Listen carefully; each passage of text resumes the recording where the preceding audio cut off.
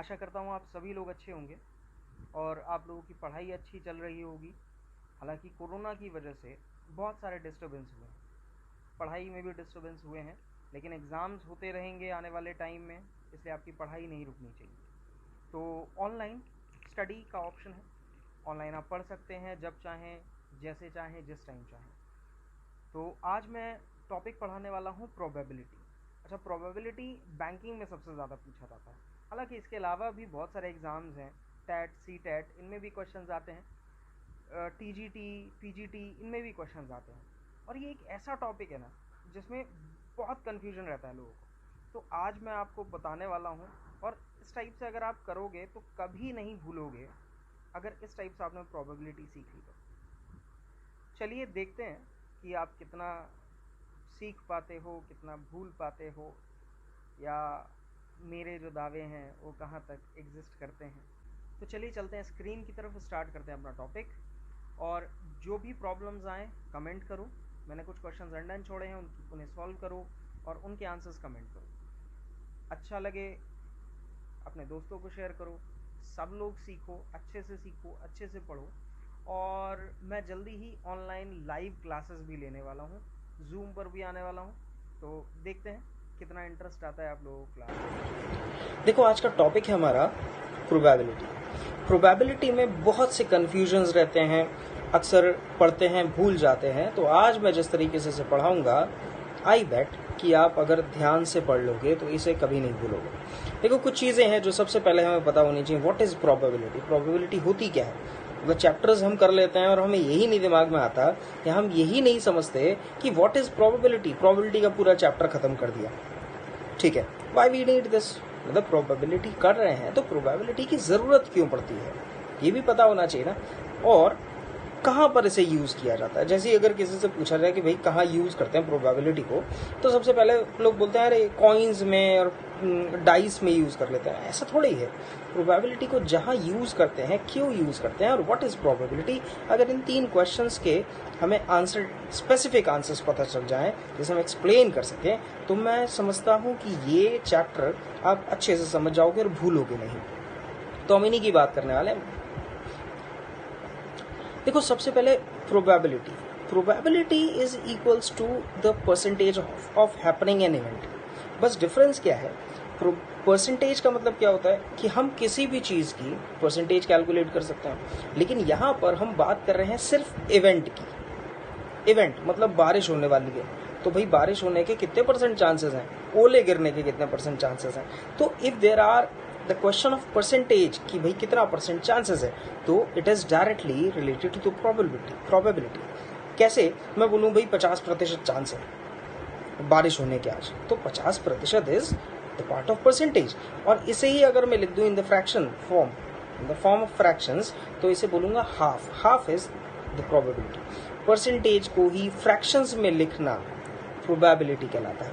और प्रोबेबिलिटी को देखो कहाँ कहाँ यूज किया जाता है। जैसे एक स्टेटमेंट हम जनरली बोल देते हैं, most probability it will rain today. मतलब मोस्ट प्रोबेबिलिटी, चांसेस हैं, अंदाजे हैं। जहाँ अंदाजा लग रहा है ना कि आज भाई बारिश होगी या नहीं होगी, तो वहां पर हम बोलते हैं कि प्रोबेबिलिटी की बात करी जा रही है। Chances are very high that it will rain.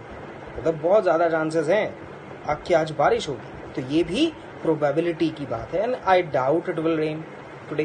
तो यहाँ पर भी देखो, ये जितने वर्ड्स आ जाते हैं, ये सारे वर्ड्स डिफाइन करते हैं कि हम यहाँ प्रोबेबिलिटी की या अंदेशों की या आशंकाओं की बात कर रहे हैं। तो आशंका जहाँ भी लगाई जाए, अंदाजे जहाँ लगाए जाएं, वो सब चीज़ें प्रोबेबिलिटी में आती। ज़रूरी नहीं है कि कॉइन और डाइसेस या कार्ड्स खेले जाएं तभी प्रोबेबिलिटी लगाई जाएगी। आई होप ये अंडरस्टैंड हुआ होगा अभी।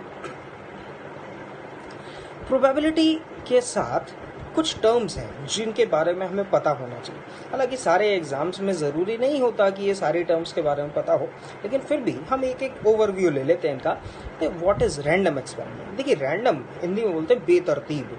रैंडम मीन्स जिसके साथ कोई भी पार्शियलिटी ना की जाए।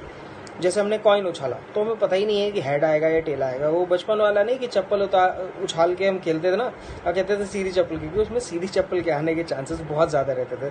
तो वो रैंडम नहीं कहलाता। रैंडम जैसे पासा फेंका, पासे में सारी साइड्स बराबर होती है, तो वो रैंडम एक्सपेरिमेंट कहलाता है, जिसमें सब चीज़ों के आने के इक्वल चांसेस होते हैं। ट्रायल कहलाता है एक्सपेरिमेंट को करना, उस एक्सपेरिमेंट को करना इज ट्रायल। सैंपल स्पेस मतलब हमने क्या करा, पासा फेंका, पासे में डिफरेंट जो हमें आउटकम्स मिले उन सब का collection is called set of result, और जैसे हम बोलते हैं सैंपल स्पेस रैंडम एक्सपेरिमेंट पर। फिर इवेंट्स वो जैसे मैंने बोला कि भाई पासा फेंका, मुझे इवन नंबर चाहिए, तो इवन नंबर, तो उसमें इवेंट्स आते हैं कि हमें ये वाला इवेंट चाहिए, वो वाला इवेंट चाहिए, फिर उसमें फेवरेबल इवेंट्स की बात की जाती है। इक्वली लाइकली फिर से वो रैंडम एक्सपेरिमेंट की तरफ हुआ, जैसे कॉइन फेंका, तो कॉइन में वो शोले वाला कॉइन नहीं कि जिसमें दोनों तरफ हेड ही हेड था, पता ही नहीं चलता। हेड और टेल मतलब जितने चांसेस हेड आने के हैं उतने ही चांसेस टेल आने के, तो इक्वली लाइकली इवेंट कहलाते हैं जिसमें दोनों की प्रोबेबिलिटी यानी कि दोनों के चांसेस बराबर होंगे। एक्सक्लूसिव इवेंट, हालांकि एक्सक्लूसिव और exhaustive, mutually exclusive mutually exhaustive, ये जो टर्म्स हैं ये टर्म कुछ ज़्यादा डेप्थ में ले जाती हैं, लेकिन फिर भी इन्हें देख लेते हैं। एक्सक्लूसिव इवेंट को देखो मोटा सरल भाषा में क्या बोलते हैं, जैसे दो लोग एक रेस में दौड़ रहे हैं, अगर दो लोग एक रेस में दौड़ रहे हैं तो जाहिर सी बात है एक जीतेगा और एक जीतेगा तो दूसरा नहीं जीतेगा। तो ऐसे केस में जहां पर एक के होने से दूसरे के होने पे फर्क पड़ता है, मतलब एक जीता तो दूसरा डेफिनेटली नहीं जीत सकता, दोनों नहीं जीत सकते, तो एक की जीतने से दूसरे के जीतने या हारने पे फर्क पड़ता है, तो उसे हम बोलते हैं म्यूचुअली एक्सक्लूसिव इवेंट्स। और एग्जॉस्टिव मींस जिसमें बहुत सारे मतलब कोई भी एक्सपेरिमेंट किया जाए तो वहाँ पर एक हैपनिंग ज़रूर होगी, उसे हम बोलते हैं एग्जॉस्टिव। हालांकि ये दोनों मैंने बोला ना, ये दोनों जो टर्म्स हैं वो थोड़ा डेप्थ में ले जाते हैं, तो उसे हम आगे डिस्कस कर सकते हैं। अभी हम आते हैं अपने टॉपिक की तरफ। देखो सबसे पहले बात करते हैं प्रोबेबिलिटी का ये फॉर्मूला तो सबने रट रखा होगा बहुत अच्छे से, और ये भी सबने रट रखा होगा। हम आज बात करने वाले हैं कि प्रोबेबिलिटी का ये फॉर्मूला बना कैसे, बना क्यों, और वो सब चीज़ें। ये तो पता ही, प्रोबेबिलिटी पासे में लगती है, कॉइन्स में लगती है, कार्ड्स में लगती है, बॉल्स में लगती है, ये सबको पता है। लेकिन बारिश में भी लगती है, हम बस पकड़ेंगे उसमें भी लग सकती है। If there are any kind of chances, तो वहाँ पर हम प्रोबेबिलिटी को अप्लाई कर सकते हैं। देखो मैं बता रहा हूँ कि हम प्रोबेबिलिटी और परसेंटेज को कैसे रिलेट कराते हैं। इन केस ऑफ कॉइन्स, कॉइन है भाई, मैंने कॉइन उछाला और मैंने बोला कि बताओ हेड आने के कितने % चांसेस हैं, तो मैं बोलूंगा हेड आने के, अच्छा दो ही तो होते हैं हेड और टेल, तो भाई आधे चांसेस हो जाएंगे, यानी कि 50% चांस हो जाएंगे हेड आने के, और ऐसे ही 50% चांसेस हो जाएंगे टेल आने के। प्रोबेबिलिटी क्या कहती है, प्रोबेबिलिटी कहती है number of events favourable events जो हमें चाहिए। देखो मुझे हेड चाहिए, तो हेड आएगा कितने तरीके से, हेड आएगा सिर्फ एक तरीके से, और टोटल केसेस क्या होते हैं, टोटल केसेस होते हैं हेड और टेल 2, तो यहाँ से आ जाता है हाफ, और हाफ इज इक्वल्स टू 50%। तो देखो 50% इज प्रोबेबिलिटी, वो भी प्रोबेबिलिटी है लेकिन इट इज इन परसेंटेज, और यहाँ पर मैंने फ्रैक्शंस में लिखा है, तो ये प्रोबेबिलिटी बन जाती है। नेक्स्ट, अगर हम डाइस की बात करें, डाइस में अगर मैं बात करता हूँ इवन नंबर्स आने की, तो देखो सबको पता है पासे में 1 2 3 4 5 6 नंबर्स होते हैं। अब मैं बोल रहा हूँ इवन नंबर्स आने के, तो इवन ये आएगा या ये आएगा। हमारे पास 3 नंबर्स हैं इवन, तो 3 नंबर्स इवन हैं और टोटल कितने हैं 6, यानी कि आधे तरीके से इवन नंबर्स आ सकते हैं। और ऐसे अगर देखा जाए तो टोटल 6 नंबर्स हैं जिसमें 2 4 6 इवन है और बाकी आधे ऑड है, तो इवन नंबर आने के चांसेस कितने हुए, अगेन 50%। तो या तो हम किसी चीज को परसेंटेज में कैलकुलेट कर लें और या तो हम उसे फ्रैक्शंस में कैलकुलेट कर लें, बोथ आर सेम। अब हम बात करते हैं, देखो लेकिन बस प्रोबेबिलिटी कैलकुलेट की जाती है हैपनिंग की, किसी भी घटना के होने की। अब हम बात करते हैं जैसे chances of passing A, chances of passing A के पास होने की प्रोबेबिलिटी अगर 60% है, या हम बोल सकते हैं ए के पास होने के चांसेस 60% हैं, तो उसके फेल होने के चांसेस क्या होंगे। अगर उसके पास होने के चांसेस 60% हैं, तो उसके फेल होने के चांसेस 40% होंगे। और इन दोनों को टोटल करेंगे तो आएगा 100%, जो कि हमें पता है किसी भी चीज के होने ना होने की मैक्सिमम प्रोबेबिलिटी या मैक्सिमम चांसेस 100% होते हैं। इसीलिए होने का और ना होने का दोनों का टोटल हमेशा 100 आता है। यहीं से हमारा एक फॉर्मूला बनता है, probability of an event plus probability of not happening that event is equals to always 1। हम इसे भी डिस्कस करेंगे कि ऐसा क्यों होता है। अभी ये क्लियर हो गया। चलो अब हम आते हैं नेक्स्ट स्लाइड पे। देखो मैंने बोला इन case of percentage total is always 100%। Percentage के केस में हम बोलते हैं हमेशा परसेंटेज में 100% ही डील करता है, और आधे को मैं क्या बोल रहा था 50%। 100% को अगर मैं फ्रैक्शंस में लिखूंगा तो ये आ जाएगा 1, यानी कि मैक्सिमम परसेंटेज होता है 100, तो मैक्सिमम प्रोबेबिलिटी किसी भी चीज की हो जाएगी 1। अब जैसे मैं बोलता हूं कि 60% चांसेस हैं कि ए फेल हो जाएगा, तो 40% चांसेस हैं कि वो पास हो जाएगा, और दोनों का टोटल आ जाएगा 100, दैट इज मैक्सिमम चांसेस। अगर मैं बोलता हूं कि 1/3 इज द प्रोबेबिलिटी कि ए पास हो जाएगा, तो उसके फेल होने की प्रोबेबिलिटी कैसे निकाली जा सकती है? उसके फेल होने की प्रोबेबिलिटी निकाली जा सकती है टोटल में से 1/3 माइनस करके हम उसे कैलकुलेट कर सकते हैं।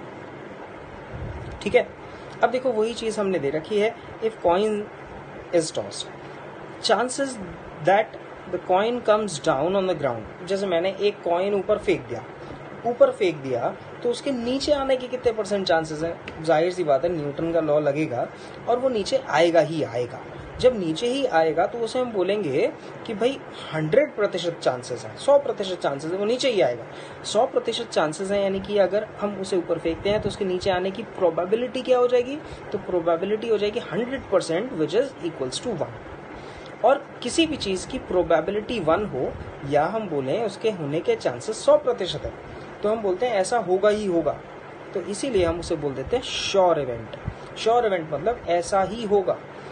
नेक्स्ट, अगर हम बोलते हैं chances of coin does not come down to the ground, मतलब हमने कॉइन को अगेन ऊपर फेंका और वो ऊपर ही टिका रह जाए, नीचे ही ना आए, तो सोच के देखो ऐसा पॉसिबल है क्या? भाई न्यूटन का लॉ लग रहा है तो नीचे तो आएगा ही आएगा। जब नीचे आएगा इसका मतलब वो ऊपर नहीं रुक सकता, तो ऊपर रुकने के उसके चांसेस क्या है? 0%। इसीलिए प्रोबेबिलिटी भी क्या हो जाएगी इन केस ऑफ फ्रैक्शंस? 0। तो हम बोलते हैं कि किसी भी चीज की मिनिमम प्रोबेबिलिटी विल बी 0 और मैक्सिमम प्रोबेबिलिटी इज 1। तो कभी भी प्रोबेबिलिटी जो है वो 1 से छोटी या 1 के बराबर हो सकती है, और 0 से कम या 0 से ज्यादा हो सकती है। जब भी किसी चीज की प्रोबेबिलिटी 0 होगी तो उसे हम बोलेंगे इम्पॉसिबल इवेंट। नाम हमने इम्पॉसिबल इसीलिए रख दिया, देखो कॉइन को ऊपर फेंका और कॉइन नीचे आएगा, मतलब ऊपर रुका ही नहीं रहेगा, ऐसा हो ही नहीं सकता ना, तो इसीलिए हमने इसका नाम इम्पॉसिबल इवेंट रख दिया। अब देखो हम बात करते हैं, if a dice is throne, एक पासा जो फेंका जाता है, what is the probability of getting either 2 और 5। देखो मैंने जो फॉर्मूला और हमने जो फॉर्मूला अभी डिस्कस करा था वो क्या था? Probability of an event is equals to favourable outcomes divided by total outcomes. तो यहाँ फेवरेबल कौन से हैं? 2 और 5। देखो या तो 2 आ जाए तो भी मैं जीत जाऊंगा, और 5 आ जाए तो भी मैं जीत जाऊंगा। मैं कितने तरीके से जीत सकता हूँ? मैं पासे पर 1 2 3 4 5 6 होते हैं, जिसमें से 2 आ गया तो भी जीत जाऊंगा, 5 आ जाएगा तो भी जीत जाऊंगा। यानी कि मैं कितने तरीके से जीत जाऊंगा? मैं 2 तरीके से जीत जाऊंगा। तो 2 फेवरेबल केसेस हैं मेरे, ये वाला 2 नहीं है। टोटल केसेस, एक केस ये वाला, एक केस ये वाला, 2 केसेस हैं जिनसे मैं जीत सकता हूँ। और टोटल केसेस क्या थे? Total cases are 6, 1 2 3 4 5 6। तो यहाँ से प्रोबेबिलिटी हो जाएगी 1/3। इसे अगर मैं चाहूँ तो 0.33% लिख सकता हूँ, हालांकि इसकी अभी जरूरत नहीं। नेक्स्ट देखते हैं, if a dice is throne what is the probability of getting 2 and 5। अब देखो इसे ध्यान से पढ़ना है। 2 and 5, 2 and 5 का मतलब 2 भी आए और 5 भी आए, 2 और 5 आ जाए दोनों। तो सोच के देखो, क्या ऐसा पॉसिबल है कि मैं एक पासा फेंकूं और 2 और 5 इकट्ठे आ जाए? तो ऐसा तो पॉसिबल ही नहीं है, तो हम सीधे सीधे लिख देंगे not possible in a single throw. Not possible in a single throw, तो इसीलिए ये क्या हो जाएगी? इम्पॉसिबल इवेंट, और प्रोबेबिलिटी इज 0। इसकी प्रोबेबिलिटी 0 हो जाएगी। आई होप ये समझ में आया होगा। अब हम इसके बाद आते हैं अपने क्वेश्चंस पे। क्वेश्चन से पहले देखो, क्वेश्चन जो आते हैं वो कॉइन, डाइस, मार्बल्स, इन सब पे आते हैं। हालांकि मार्बल्स वाले केसेस मैं बाद में डिस्कस करूंगा, उसके लिए परम्यूटेशन कॉम्बिनेशन पढ़ाना पड़ेगा। तो परम्यूटेशन कॉम्बिनेशन की जो क्लास होगी उसके बाद हम उसे डिस्कस करेंगे। आज हम बेसिक प्रोबेबिलिटी पढ़ रहे हैं और कुछ अच्छे क्वेश्चन भी करेंगे। कॉइन के केस में देखो, जब भी हम बात करते हैं कॉइन की, सिंगल कॉइन, उसमें कितने केसेस होते हैं? 2, हेड और टेल। अगर हमारे पास 2 कॉइन्स हो जाएंगे तो कितने केसेस आएंगे? 2 टू द पावर 2। अगर 3 कॉइन्स हो जाएंगे तो कितने केसेस आएंगे? 2 मतलब जितने नंबर्स आर्टिकल्स के इंक्लूड होते हैं वही चीज पावर्स में आ जाती है। 1 कॉइन तो 2 टू द पावर 1, 2 कॉइन तो 2 टू द पावर 2 यानी कि 4, 3 कॉइन तो 2 टू द पावर 3 यानी कि 8, 4 कॉइन्स तो 2 to the power 4 that is 16 different cases बनेंगे। केसेस देख लेते हैं। हालांकि इसमें एक ट्री वाला केस आता है। ट्री वाला केस थोड़ा कॉम्प्लिकेटेड हो जाता है, उसे बनाना पड़ता है, ड्रॉ करना पड़ता है। हम सीधे सीधे क्या करते हैं, देखो 2 कॉइन्स अगर हमने उछाले तो 2 कॉइन्स उछाले तो हेड टेल और हेड टेल। पहले वाले कॉइन पे ये आ सकता है, दूसरे कॉइन पे ये आ सकता है। हम कैसे बनाते हैं? पहले हम वो केसेस लेते हैं जिसमें एक हेड आएगा, हेड और टेल। फिर हम वो केसेस लेंगे जिसमें दोनों पे हेड आएगा, यानी कि हेड हेड। फिर हम वो केसेस लेंगे जिनमें दोनों पे टेल आएगा, टेल टेल, और इधर आएगा टेल हेड। सीक्वेंस अगर हम याद रखते हैं तो हमारे प्रॉब्लम्स नहीं होती। इसी तरीके से मैं एक 3 वाला बना के दिखा देता हूँ। 3 वाला देखो, अगर हम बनाते हैं, 3 कॉइन्स हमारे पास, 3 कॉइन्स में मैंने क्या बताया, 3 कॉइन्स में बनेंगे 8 केसेस। तो कैसे बनाएंगे? पहले हम बनाएंगे सिंगल हेड वाला। तो सिंगल हेड वाले कौन से केसेस बनेंगे? 1 पर हेड आएगा, 2 पर टेल आएगा। दूसरा, 1 पर टेल आएगा, फिर हेड आएगा, फिर टेल आएगा। तीसरा, टेल टेल हेड आ जाएगा, मतलब सब में एक हेड आ रहा है। अब की बार हम 2 हेड के केसेस बनाएंगे, तो हेड हेड टेल आ जाएगा, फिर टेल हेड हेड आ जाएगा, और हेड टेल हेड आ जाएगा। अब हम लेंगे 3 हेड्स वाले केसेस। तो 3 हेड्स वाले केसेस हेड हेड हेड, और अब हम लेंगे नो हेड वाले cases, that is tail tail tail. तो काउंट कर सकते हैं 3 केसेस और ये 2, 8, टोटल 8 केसेस। इस टाइप से अगर हम थोड़ी सी प्रैक्टिस कर लें और अगर हम देख लें तो कभी कंफ्यूजन नहीं होगा, सारे केसेस इजीली बन जाएंगे। डाइस में हमें पता है, एक डाइस, सिंगल डाइस में हम 6 केसेस देखते हैं, 1 2 3 4 5 6। अगर 2 डाइस हमारे पास होंगे तो अगेन क्या होगा, 6 स्क्वायर 36, और अगर 3 डाइसेस होंगे तो 6 क्यूब यानी कि 216। हालांकि इस पर क्वेश्चंस बहुत कम पूछे जाते हैं, 216 बहुत ज़्यादा केसेस हो गए। 36 केसेस अगर हम देखते हैं तो क्या होगा, 1, एक पासा मेरा और एक पासा आपका। पहले पासे पर 1 आएगा, उसके साथ 1 आएगा, फिर 1 के साथ 2 आएगा, 1 के साथ 3 आएगा, 1 के साथ 4 आएगा, 1 के साथ 5, फिर ऐसा ही 2 के साथ चलेगा। मतलब ये टोटल 36 केसेस बनते हैं। जब क्वेश्चन में अप्लाई करेंगे तो हम इसे देखेंगे। ये बस ये थोड़ी सी बेसिक नॉलेज थी डाइस और कॉइन्स के केसेस की। अब देखो, हम पहले कुछ क्वेश्चंस लेते हैं कॉइन्स वाले। इफ 2 कॉइन्स आर टॉस्ड, अगर 2 कॉइन्स टॉस किए जाएं तो what is the probability of getting at least 1 head. तो देखो, सबसे पहले हम देख रहे हैं देयर आर टू कॉइन्स। तो 2 कॉइन्स में टोटल केसेस बनने थे 4, और अच्छा रहेगा अगर हम उन 4 केसेस को बना लें। देखो 4 केसेस ज्यादा नहीं होते, तो मैंने क्या बताया था, पहले हम क्या करते हैं, 4 केसेस में नो हेड वाला केस बनाते हैं। नो हेड मतलब दोनों पर टेल टेल आ गया। फिर हम 1 हेड वाला केस बनाते हैं कि भाई 1 पर हेड आ गया, 1 पर टेल आ गया, और ऐसा ही वाइस वर्सा कि 1 पर टेल आ गया, 1 पर हेड आ गया। और अब की बार हम दोनों हेड लेंगे, तो दोनों हेड मतलब अब ये हमारे बन गए टोटल 4 केसेस। अब पूछा है what is the probability of getting at least 1 head. देखो, एटलीस्ट 1 हेड का मतलब होता है कम से कम 1 हेड आना चाहिए, यानी कि अगर 1 हेड आएगा तो चलेगा, यानी कि दोनों केसेस मैं लूंगा ये वाले, और अगर दोनों पर हेड आएगा तो भी चलेगा। एटलीस्ट 1 हेड का मतलब 1 हेड आएगा तो चलेगा, और 2 हेड आएंगे तो बहुत अच्छी बात है। यानी कि टोटल आए 3 desired cases, favourable cases out of 4। तो आंसर हो जाएगा 3 आउट ऑफ 4, 3/4। अब देखो नेक्स्ट क्वेश्चन है, इफ 3 कॉइन्स आर टॉस्ड। अब 3 कॉइन्स आर टॉस्ड का मतलब हुआ यहाँ पर 8 केसेस बनने चाहिए। अब 8 केसेस बनने चाहिए तो हम चाहें तो 8 केसेस बना सकते हैं। 8 केसेस बनाने के लिए फिर से वही करते हैं, नो हेड। नो हेड मतलब टेल टेल टेल, 3 कॉइन्स हैं। दूसरा, अब की बार हम सिंगल हेड लेंगे। तो सिंगल हेड लेते हैं तो हमारे पास जो पॉसिबिलिटीज आएंगी वो आएंगी ये सिंगल हेड, सब पे सिंगल हेड आना चाहिए, और टेल टेल हेड। अब हम लेंगे 2 हेड वाले केसेस, यानी कि head head tail, head tail head और टेल हेड हेड। और अब हम लेंगे 3 हेड वाला केस, तो 3 हेड वाला केस ये आ गया। टोटल 8 केसेस बन गए। अब हमसे पूछा जा रहा है what is the probability of getting at least 2 heads. At least 2 head मतलब 2 हेड्स आते हैं तो अच्छा है, और अगर 2 से ज्यादा हेड आ जाते हैं तो और अच्छा है। यानी कि मुझे ये वाला केस लेना है, ये वाला केस लेना है, ये वाला केस लेना है, 2 हेड्स वाला और 3 हेड वाला केस भी लेना है। तो हमें लेने हैं 4 favourable cases out of 8। The probability is equals to half. तो आई होप ये भी समझ में आया होगा। अब हम एक केस और लेते हैं। इफ 3 कॉइन्स आर टॉस, तो हम कंडीशन तो यही वाली कंसीडर करेंगे, probability of getting at most 2 heads. देखो एट मोस्ट 2 हेड्स का मतलब क्या होता है? एट मोस्ट 2 हेड्स का मतलब हुआ ज्यादा से ज्यादा 2 हेड आने चाहिए, ज्यादा से ज्यादा 2 हेड आने चाहिए, 3 हेड नहीं आने चाहिए। ध्यान से समझना, एटलीस्ट वाला तो हम जनरल केस बहुत बार देखते हैं, इसलिए कंफ्यूजन नहीं होता। एटमोस्ट का मतलब हुआ 2 से ज्यादा हेड्स नहीं आने चाहिए। 2 हेड आएंगे तो चलेगा, 1 हेड आएगा तो चलेगा, और 1 भी हेड नहीं आएगा तो भी चलेगा। यानी कि हमें सिर्फ वो केस छोड़ना है जिसमें 3 हेड्स आ जाएंगे। 3 हेड्स वाला केस हमें नहीं लेना है। तो 3 हेड वाला केस कौन सा? सिंगल केस है 3 हेड वाला, और हमें इसी केस को नहीं लेना है। यानी कि हमें कितने केसेस लेने हैं आउट ऑफ 8? हमें लेने हैं 7 केसेस और आउट ऑफ 8।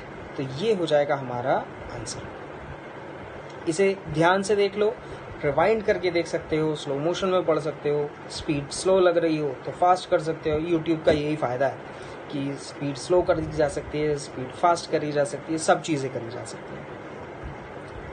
नेक्स्ट देखते हैं। नेक्स्ट में if a dice is throne, अब देखो डाइस वाले क्वेश्चन है। If a dice is throne what is the probability of getting a prime number. अब देखो डाइस जब फेंका जाता है तो उसमें जो फेसेस आते हैं वो आते हैं 1 2 3 4 5 6। अब मैंने बोला what is the probability of getting a prime number. अब सबसे पहली चीज हमें पता होना चाहिए कि प्राइम नंबर्स क्या होते हैं। तो प्राइम नंबर होता है पहला 2 3 और 5, यानी कि हमारे पास 3 प्राइम नंबर्स हैं 2 3 5। तो there are 3 favourable cases out of 6, और आंसर हो जाएगा 1 आउट ऑफ 2। फिफ्थ क्वेश्चन देखते हैं। If 2 dices are thrown what is the probability of getting 6 as sum on both. अब देखो हमने जब 2 पासों को फेंका तो मैंने बताया था 2 पासों में 36 केसेस बनेंगे, 36 केसेस बनेंगे। तो 6 एज सम, अब देखो 6 एज सम, वैसे तो मैं यहाँ पर सारे केसेस बना सकता हूँ। 1 के साथ पहले पासे पर 1 आ जाएगा, फिर 1 के साथ पहले पासे पर 1, दूसरे पर 2 आएगा, फिर 1 के साथ 3, फिर 1 के साथ 4, फिर 1 के साथ 5, फिर 1 के साथ 6। ऐसा ही सेम प्रोसीजर 2 1 2 2 चलेगा। 36 केसेस बनाने ज़्यादा हो जाता है, टाइम ज़्यादा लग जाता है, तो हम उस पर ना जाके सीधे सीधे क्वेश्चन पे आते हैं, सॉल्व करते हैं। देखो कैसे करके, इसे भूल जाते हैं थोड़ी देर। हमने बोला 6 एज सम ऑन बोथ, यानी कि देखो 6 कैसे कैसे आ सकता है। मतलब पहले पासे पर अगर 1 आएगा तो डेफिनेटली दूसरे पासे पर 5 आएगा। 1 के साथ यही केस पॉसिबल है, इसके अलावा कोई केस पॉसिबल नहीं है। फर्स्ट वाले पे अगर 2 आएगा तो सेकंड वाले पे डेफिनेटली 4 आएगा। 2 के साथ और कोई पॉसिबिलिटी नहीं बन सकती। सीक्वेंस से लिखना है, पहले वाले पर 1 देख लो, 1 के साथ कौन कौन सी पॉसिबिलिटीज हैं। दूसरे वाले पर पहले वाले पर जब 2 आएगा तो क्या क्या पॉसिबिलिटीज हैं। फिर 3 3 4 2 एंड 5 1, यानी कि हमारे पास कितनी पॉसिबल है। जैसे 6 भी आता है, लेकिन अगर पहले पासे पर 6 आया तो अगले पर 0 नहीं आ सकता, इसे नहीं लिया जा सकता। तो कितने केसेस आ गए? 1 2 3 4 5। There are 5 cases, 5 favourable, 5 possible cases जो हमें चाहिए, and divided by total cases that are 36। तो probability will be 5 out of 36। अब फटाफट देख लेते हैं। 3 डाइसेस आर थ्रोन, अब की बार 216 केसेस बनने हैं 6 क्यूब से। तो what is the probability of getting 10 as sum? तो 10 एज सम, अब यहाँ पर हमें सम बनाना पड़ेगा। 1 पहले पर आएगा, दूसरे पर भी 1 आएगा, तो क्या पॉसिबल है लास्ट वाले पर 8 आ जाए? ऐसा पॉसिबल नहीं है। तो यहाँ पर लेना पड़ता है कि 6 हम पहले वाले पर ले लेते हैं, पहले वाले पर हम 6 ले लेते हैं और फिर उसके बाद हम दूसरे पॉसिबल केसेस बनाएंगे। तो दूसरे पॉसिबल केसेस बनाएंगे, जैसे अगर देखो मैं 3 लेता हूँ तो इस पर 1 आ जाएगा। इस टाइप से मुझे केसेस काउंट करने पड़ेंगे और फिर उसके बाद इसकी प्रोबेबिलिटी मुझे बताओगे। तो ये क्वेश्चन मैं छोड़ रहा हूँ अनडन, इसका मुझे आंसर चाहिए इन कमेंट बॉक्स, ठीक है। तो हमारे कॉइन्स और डाइस वाले क्वेश्चन हो गए। एक ये क्वेश्चन है जो ज़्यादातर एग्जाम्स में पूछा जाता है कि probability that a year chosen at random will have 53 Sundays. अब देखो क्वेश्चन में संडेज कैसे बनते हैं। देखो सबसे पहले अगर एक नॉर्मल ईयर है तो उसमें होते हैं 365 दिन। 365 दिनों को अगर वीक से डिवाइड किया जाए तो हम बोलेंगे 7 × 52 + 1। इसका मतलब 52 हफ्ते होते हैं। 7 × 52 का मतलब हुआ 52 कंप्लीट हफ्ते होते हैं। अच्छा, 52 कंप्लीट वीक्स का मतलब क्या हुआ? एक वीक का मतलब होता है जिसमें एक संडे, एक मंडे, एक ट्यूसडे। तो 52 कंप्लीट वीक्स का मतलब होगा 52 Sunday, 52 Monday, 52 everything is 52। Question है 53 संडेज कैसे होंगे? अब देखो सारी चीजें 52 है, 52 संडे, 52 मंडे, 52 ट्यूसडे, वेडनेसडे सब। लेकिन ये जो एक दिन बचा, हमें बस इस एक दिन को देखना है, ये एक दिन कौन सा हो सकता है। अच्छा, ये एक दिन जो बचा वो क्या हो सकता है? संडे हो सकता है, मंडे हो सकता है, ट्यूसडे हो सकता है, वेडनेसडे हो सकता है, Thursday, Friday, Saturday and Saturday. यानी कि ये इन 7 दिनों में से कोई सा भी हो सकता है, ये एक दिन। तो इसीलिए अब हमें क्या देखना है, हमारे पास तो 7 पॉसिबिलिटीज हैं, लेकिन मुझे क्या चाहिए? मुझे इस एक दिन को संडे बनाना है, तभी मेरे 53 संडेज हो पाएंगे। यानी कि मैं इसमें से केवल एक ही केस चूज कर सकता हूँ। मेरा फेवरेबल केस है इज 1 ओनली और आउट ऑफ 7। तो हम बोल देंगे out of 7 there are 1 desired case. तो इसीलिए इसकी प्रोबेबिलिटी हो जाती है 1 आउट ऑफ 7। अब इसके बाद अगर हम बात करते हैं नेक्स्ट क्वेश्चन की, in case of leap year. देखो लीप ईयर में क्या डिफरेंस होता है, सीधे सीधे देख लेते हैं। 366 डेज जिसमें हम बोलते हैं 52 वीक्स एंड +2 डेज। यहाँ 2 दिन एक्स्ट्रा आ गए। अच्छा, ये 2 दिन जो होंगे, 2 दिनों का तो भाई कॉम्बिनेशन बनेगा। या तो ये 2 दिन क्या हो सकते हैं, या तो ये 2 दिन संडे मंडे हो सकते हैं, या तो मंडे ट्यूसडे हो सकते हैं, या तो ट्यूसडे वेडनेसडे हो सकते हैं, या वेडनेसडे थर्सडे हो सकता है, या थर्सडे फ्राइडे हो सकता है, या फ्राइडे सैटरडे हो सकता है, या सैटरडे एंड संडे हो सकता है। ये 7 केसेस बने। अब मुझे क्या चाहिए? मुझे संडेज चाहिए, 53 संडेज। देखो मेरे पास 52 संडेज ऑलरेडी थे। अब ये जो 2 दिन हैं, इन 2 दिनों में दोनों तो संडे नहीं हो सकते, एक दिन संडे हो सकता है। तो कैसे कैसे हो सकता है? या तो ये वाला केस हम ले सकते हैं, या तो हम ये वाला केस ले सकते हैं। तो हमारे पास 2 पॉसिबिलिटीज हैं। तो हम 2 favourable cases out of the total जो कि 7 हमें दिख रहे हैं। तो प्रोबेबिलिटी हो जाएगी 2/7। ये क्वेश्चन बहुत पूछा जाता है एग्जाम में, अभी अच्छे से क्लियर हुआ होगा। अब देखो प्रोबेबिलिटी का एक बड़ा अच्छा सा क्वेश्चन है, इसमें वेन डायग्राम भी यूज होगा। तो क्वेश्चन है 1024 people live in village, 720 speak Tamil and 562 speak English, while 346 speak both the languages, और दोनों लैंग्वेज बोलते हैं। If a person who does not speak English और तमिल, ऐसा बंदा जो इंग्लिश और तमिल नहीं बोलता वो हिंदी बोलता है, तो what is the probability that a person speak Hindi? हमें हिंदी वाले की प्रोबेबिलिटी कैलकुलेट करनी है। अब देखो इस टाइप के क्वेश्चन में हालांकि परसेंटेज में क्वेश्चन पूछे जाते हैं, तो सबसे पहले हम इसमें वेन डायग्राम बनाते हैं। ये है हमारे तमिल और ये हमारे इंग्लिश वाले, और जो इसके बाहर जाएंगे वो सारे के सारे हो जाएंगे हिंदी वाले। तो देखो ये तमिल और इंग्लिश, तो 346 लोग ऐसे हैं जो कि तमिल बोलते हैं। अच्छा, हमारे पास जो डेटा है वो 720 का, 720 तो इस पूरे में होना चाहिए। तो 720 में से अगर 346 हम ऑलरेडी लिख चुके हैं तो यहाँ पर कितना आना चाहिए, यहाँ पर आ जाएगा 374 374 जो केवल तमिल बोलते हैं, और ये तमिल और इंग्लिश दोनों बोलते हैं। अच्छा, इंग्लिश का कितना था 562, जिसमें से 346 हम ऑलरेडी लिख चुके हैं। तो अगर हम लिख चुके हैं तो ये आ जाएगा हमारा 216, यानी कि 216 पीपल्स इतने हैं जो इंग्लिश, केवल इंग्लिश बोलते हैं। और मैंने क्या बताया था, जितने लोग यहाँ डेटा में नहीं है वो हिंदी बोल रहे होंगे। तो अब हम इन सब को टोटल कर लेते हैं। तो देखो इसका टोटल तो हमें पता है ना 720 था, अलग अलग टोटल करने से अच्छा इसका टोटल 720 था, इसमें 216 और ऐड कर देते हैं, 216 और ऐड कर देते हैं तो आ जाएगा 639, यानी कि 936 पीपल आर दोज जो कि यहाँ पर मेंशन हैं। अब टोटल कितने थे 1024, जिसमें से अगर मैं 936 को माइनस कर देता हूँ तो ये आ जाएगा हमारा 8 and 88 पीपल्स जो हिंदी बोल रहे हैं। और मुझे क्या करना है, मुझे कैलकुलेशन करनी है उन लोगों की, उनकी प्रोबेबिलिटी कैलकुलेट करनी है जो केवल हिंदी बोल रहे हैं। तो देखो हिंदी वाले कौन थे, हिंदी वाले 88 हैं, तो हम बोलेंगे 88 out of the total is, इसे सॉल्व करते हैं तो ये अगर हम कैंसिल कर देते हैं 8 से तो 8 1 जा 8, 8 1 जा 8 और 8 से इसे कैंसिल करते हैं तो 8 1 जा 10 और 8 2 जा 10। तो आंसर इज, अच्छा क्वेश्चन था, पहली बार में देखने से पता ही नहीं चल रहा है कि ये प्रोबेबिलिटी का क्वेश्चन है। लेकिन प्रोबेबिलिटी ऐसा ज़रूरी नहीं है, फिर से मैं बता रहा हूँ, प्रोबेबिलिटी ज़रूरी नहीं है कि डाइस और कॉइन्स में ही पूछी जाए, किसी में भी कैसे भी पूछी जा सकती है।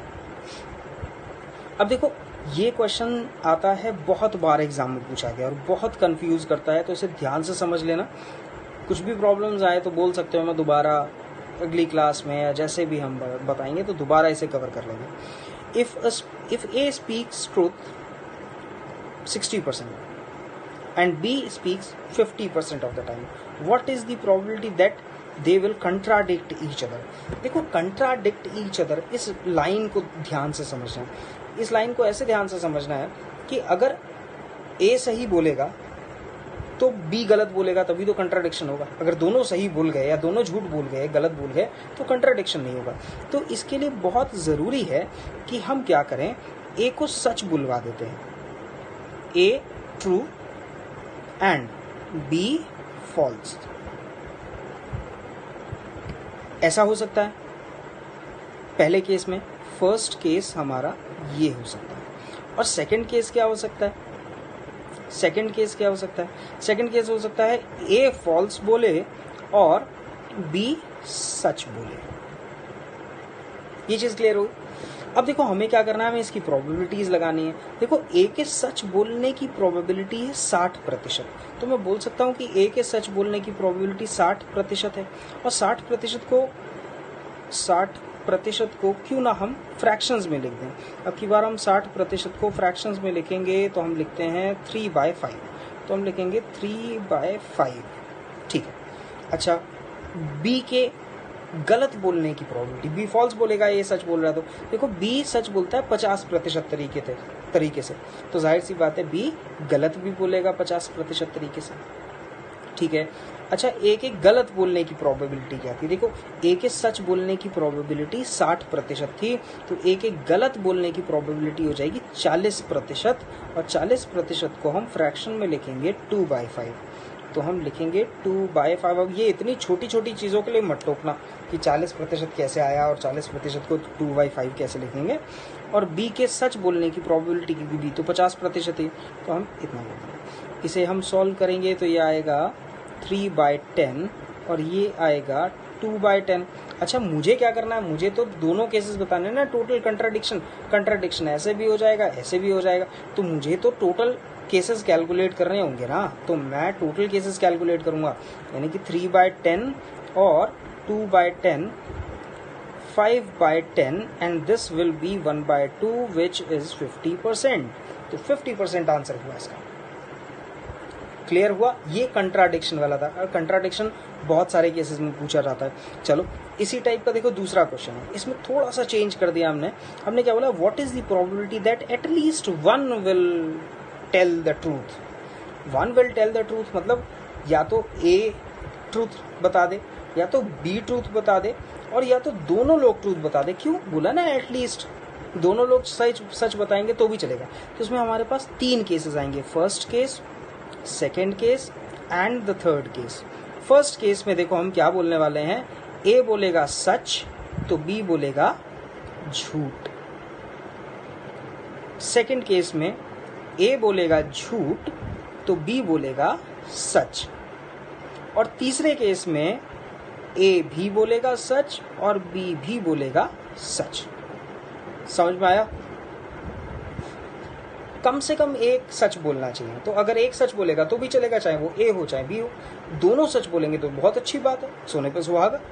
तो यहाँ पर ए के सच बोलने की प्रोबेबिलिटी देखो 60% को 3/5 हम पहले ही लिख चुके थे, इसलिए दोबारा मत पूछना। और बी के गलत बोलने की प्रोबेबिलिटी आधी है तो हम आधा ही लिखेंगे। इसे सॉल्व करेंगे तो 3/10 आएगा। अच्छा, ए के झूठ बोलने की 3/10 आएगा। अच्छा, ए के झूठ बोलने की प्रोबेबिलिटी 40% है, यानी कि हम 2/5 लिखेंगे। और बी के सच बोलने की प्रोबेबिलिटी अगेन 1/2 है, तो इसे हम बोलेंगे 2/10। तीसरा केस, ए भी सच बोलेगा यानी कि 60%, जिसे हम लिखते हैं 3/5, और बी के सच बोलने की यानी कि 1/2, इसे बोलेंगे 3/10। अब देखो मुझे टोटल कैलकुलेट करना है ना, मुझे सब देखना है, ये भी देखना है, वो भी देखना है, सब देखना है। जैसे कुछ लोगों को बहुत सारी चीज़ें करनी होती हैं, गाना भी देखना है, पढ़ाई भी देखनी है और टाइम भी मैनेज करना है, तो वो चीज़ें यहाँ सब देखना है। तो हमें क्या करना है, 3/10 प्लस 2/10 और plus 3/10 which is 8/10 and this will be 80% बोल सकते हैं, क्योंकि आंसर हमें परसेंटेज में पूछा गया है।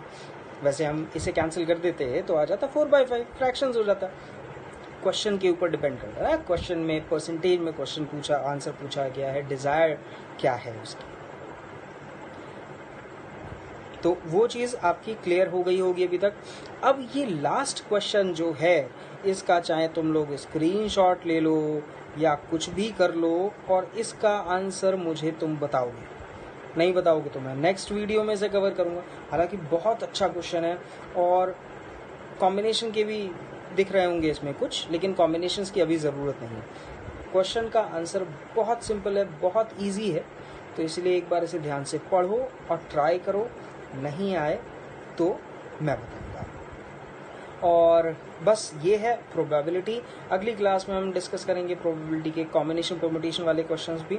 उसके लिए हम परम्यूटेशन कॉम्बिनेशन का क्लास भी मैनेज करेंगे। और जूम पे भी क्लास स्टार्ट होने वाली है, जल्दी से इसे पढ़ लो, अपने दोस्तों को भेज दो। जितने ज़्यादा लोग होंगे उतना ज़्यादा अच्छा रहेगा, और मुझे भी मज़ा आएगा उतना पढ़ाते हुए। तो इसलिए ज़्यादा से ज़्यादा लोगों को भेजो और बताओ कि समझ में आया या नहीं आया। नहीं आया तो इसमें मैं थोड़ा सा और अच्छे क्वेश्चंस डालूंगा, जिससे और मज़ा आएगा। तो चलो मिलते हैं अगले क्लास में। तब तक ख्याल रखो अपना। कोरोना चल रहा है, बाहर मत निकलो, अच्छे से पढ़ाई करो, तैयारी करने का